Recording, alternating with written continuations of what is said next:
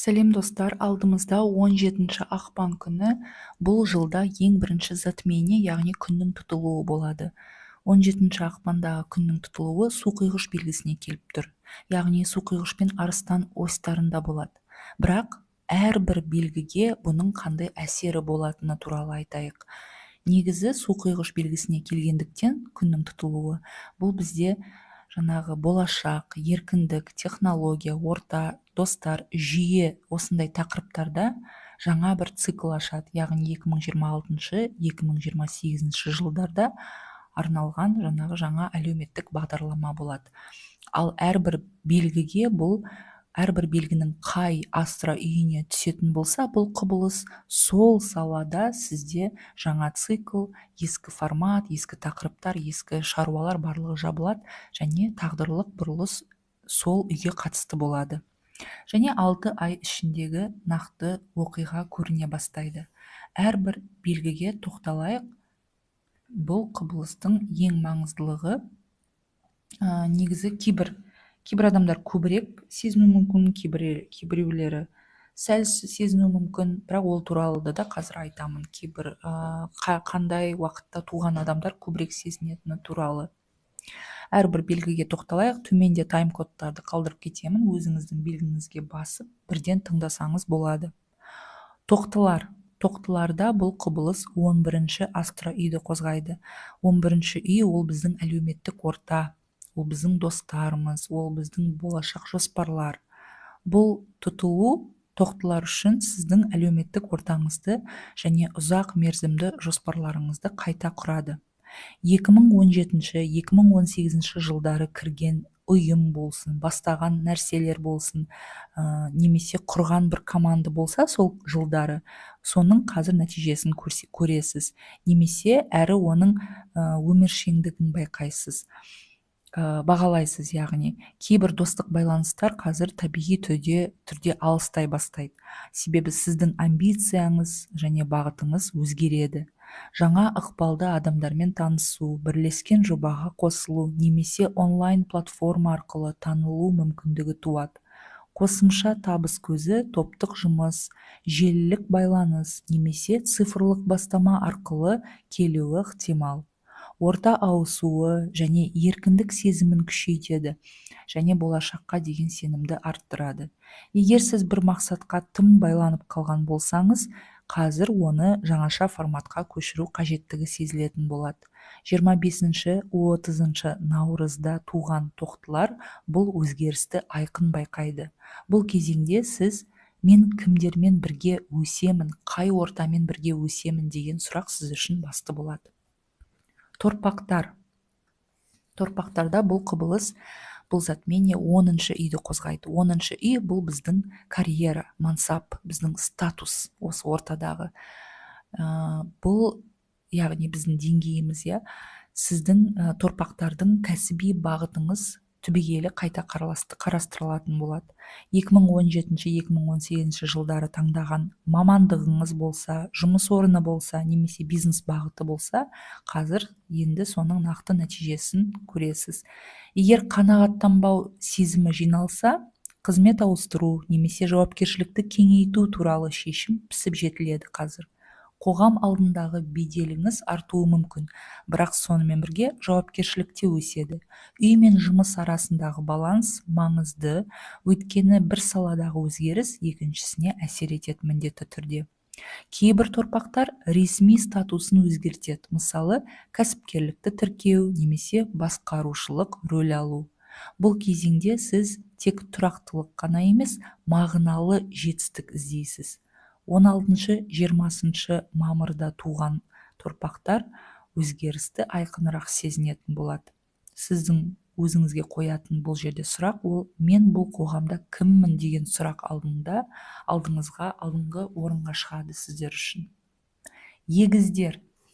Егіздерде бұл затмение 9-шы үйде болады. 9-шы үй бұл бізде коммуникация, бұл шетелмен байланыс, бұл білімге байланысты, бұл құқыққа байланысты.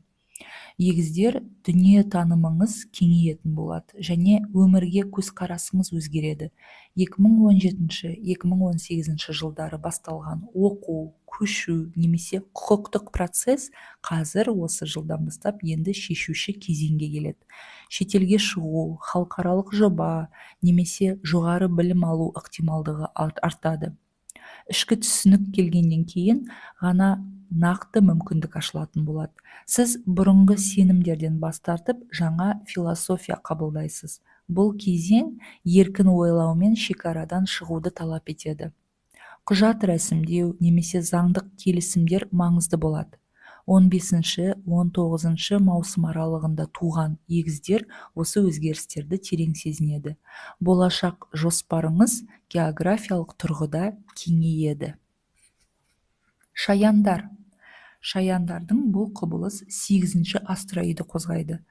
8-ші үй бізде ол трансформацияға байланысты, ішкі және ортақ қаржыға байланысты. Яғни ол біздің ақша емес, басқа біреу, басқа жерлер, басқа сфера арқылы келетін қаражат, қаржы.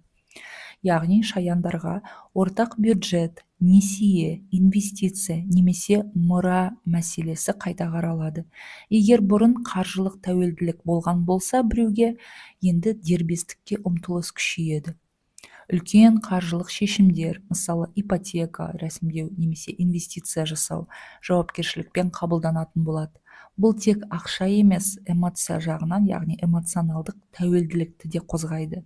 Сіз жаңағы қауіпсіздік сезімі неден тұрады деген сұраққа жауап іздейтін боласыз. Психологиялық тұрғыда ескі қорқыныштармен жұмыс істеу кезеңі басталады. Қаржылық құрылымды реттеу ұзақ мерзімді тұрақтылық береді. 16-20 шілде аралығында туған шаяндар бұл процесті анық сезетін болады. Бұл терең жаңару кезеңі. Арыстандар. Арыстандар үшін бұл 7-ші астероиді қозғайды. 7-ші үй ол бізде серіктестік, партнерство, сондықтан бұл жерде арыстандар қарым-қатынас тағдыры шешуші кезеңге өтеді. Яғни 2017-2018 жылдары басталған роман болсын, махаббат немесе кәсіпкерлік, іскерлік жаңағы одақ енді қазір нақты бағаланатын болады. Яғни сол жылдары басталған қандай да бір қарым-қатынас, ол сіздің жеке өміріңізге қатысты болсын немесе жұмысыңызға қатысты болсын, сол қарым-қатынас қазір нақты бағаланатын болады.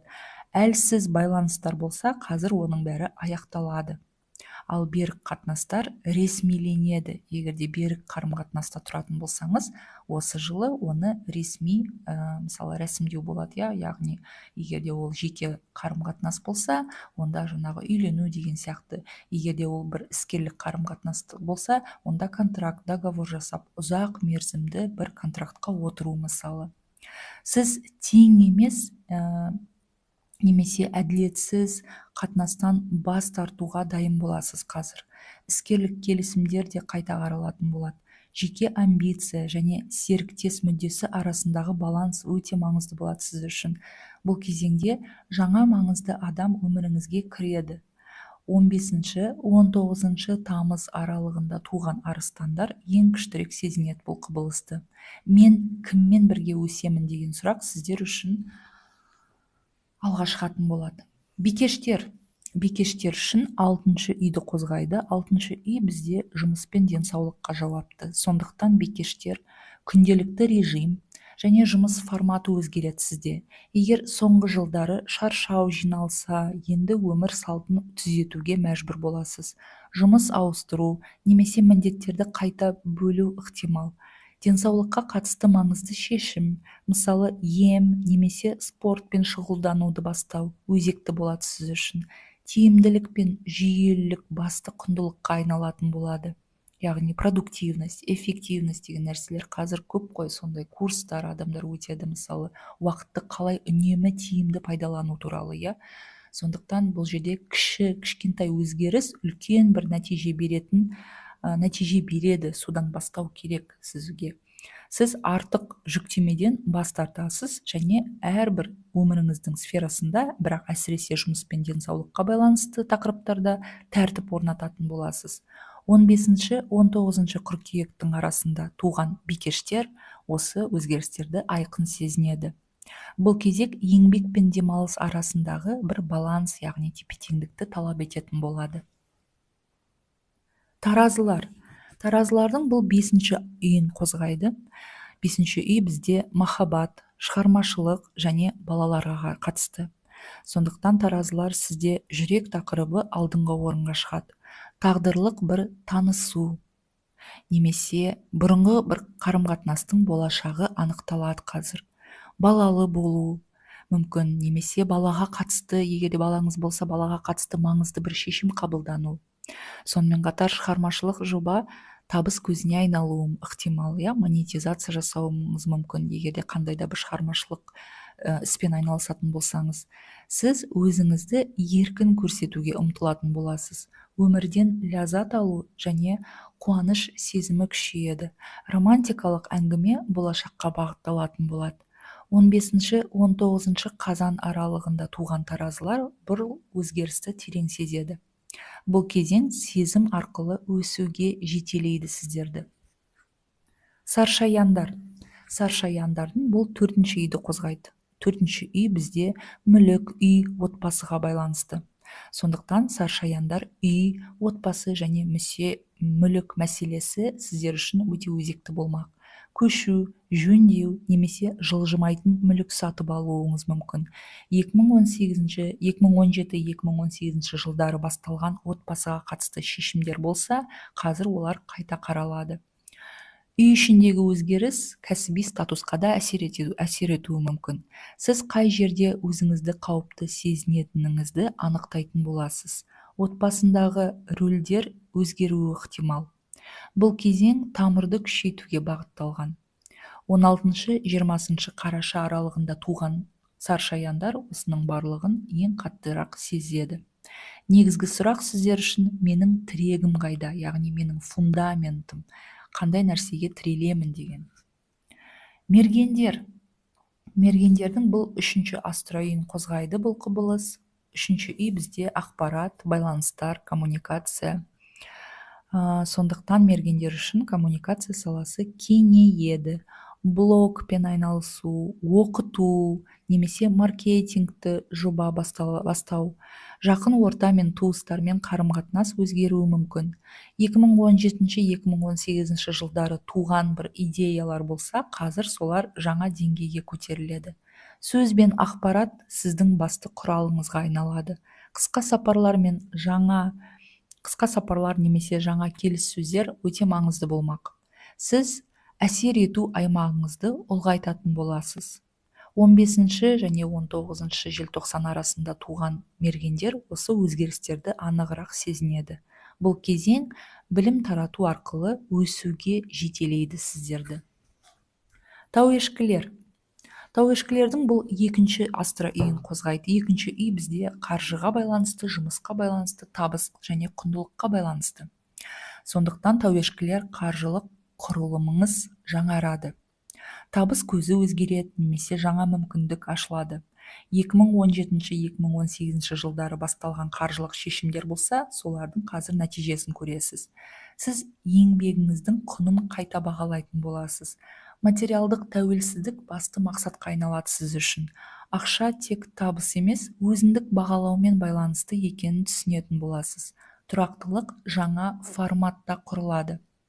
14-18 қаңтар арасында туған тауешкілер бұл өзгерістерді айқын сезінеді. Сіздер үшін негізгі сұрақ ол: мен өзімді қаншалықты бағалаймын деген болады. Суқиғыштардың бұл өзі сол затмене суқиғыш белгісінде, сондықтан 1-ші астроүйді қозғайды әрине. Бұл жеке цикл. Бұл 18 жылда бір келетін жеке трансформация кезеңі суқиғыштар үшін. Өмір бағытыңыз, имиджіңіз және мақсаттарыңыздың барлығы өзгереді. 2017-2018 жылдары басталған жеке өзгерістер енді қазір жаңа бір деңгейге өтеді. Ескі мен аяқталып, жаңа мен, яғни мен жаңа тұлға ретінде қалыптасып жатырмын деген сезім болады. Сіз батыл бір шешімдер қабылдайсыз. Ортаңыз және мақсаттарыңыз жаңарады. Бұл кезеңде өз өміріңіздің авторы болуға барлық мүмкіндіктер болады сізде. Әсіресе 14-18 ақпан арасында туған суқиғыштар ең қатты сезінеді. Жеке еркіндік басты құндылыққа айналатын болады сіздер үшін. Және балықтардың бұл құбылыс 12-ші астройын қозғайды. 12-ші үй бізде ол жабылу, аяқтау және руханиятқа байланысты. Балықтарда ішкі цикл аяқталады. Бұрынғы қорқыныштар, қорқыныш сезімдері, жасырын байланыстар болса, егерде біреуден көзге жаңағы жасырын қарым-қатынастар болса, жасырын байланыстар болса, солардың барлығы қазір жабылады, соңына келеді. 2017-2018 жылдары басталған процестер болса, қазір оның барлығы толық аяқталады. Рухани жаңару және ішкі тазару кезеңі басталады сіздер үшін. Бұл сыртқыдан гөрі ішкі өзгерістер әкеледі. Сіз жаңа өмір кезеңіне дайындалатын боласыз. Интуицияңыз күшейеді. 13-17 наурыз аралығында туған балықтар ең күштірек сезеді бұның барлығын. Бұл жаңа бастама алдындағы бір тыныш дайындық кезеңі болмақ. Осындай жұлдызнама барлығыңызға 17 ақпан бізде нешінші күнге келіп тұр? 17 ақпан бізде 2-ші күнге келіп тұр. Сондықтан бұл жерде қай белгіге де айтарым, ең бастысы асығыс шешім қабылдамау маңызды. Бұл күні эмоция күшейеді. Болашаққа қатысты ойлар тым радикалды болуы мүмкін. Үлкен келісім шарттарға қол қоюды немесе неке немесе ажырасу туралы бірден шешім шығаруды кейінге қалдырған дұрыс, егер жағдай шұғыл болмаса әрине. Тұтылу күні және одан кейінгі 3 күн ішінде бақылау, талдау, ішкі түсінік маңызды. Өзіңізге мен қай бағытта өзгергім келеді деген сұрақ қойыңыз. Медитация жасау, тыныштықта болу, күнделік жазу, жоспарды қайта қарау пайдалы болады. Бұл кезеңде ескі байланыстардың табиғи түрде аяқталуына қарсы болмаңыз, бірақ өзіңізге де бәрін қиратуға асықпаңыз. Қаржылық тәуекелден аулақ болған жөн. Эмоциямен ақша салу, ірі сатып алулар немесе қарыз алу ұсынылмайды, ондайды жасамаңыз. Сонымен қатар, тұтылу күні энергетикалық тұрғыдан ауыр болуы мүмкін, сондықтан демалу, суды көбірек ішу және ұйқы режимін сақтау маңызды. Ең бастысы, бұл күні ниет қоюға болады, бірақ әрекетке бірден өтудің қажеті жоқ. Тұтылу ол болашаққа есік ашады, ал есіктен қашан және қалай кіретініңізді саналы түрде таңдаған дұрыс. Құрметті оқырмандар, барлығыңызға сәттілік тілеймін. Тағы да кездескенше арнаға жазылыңыз.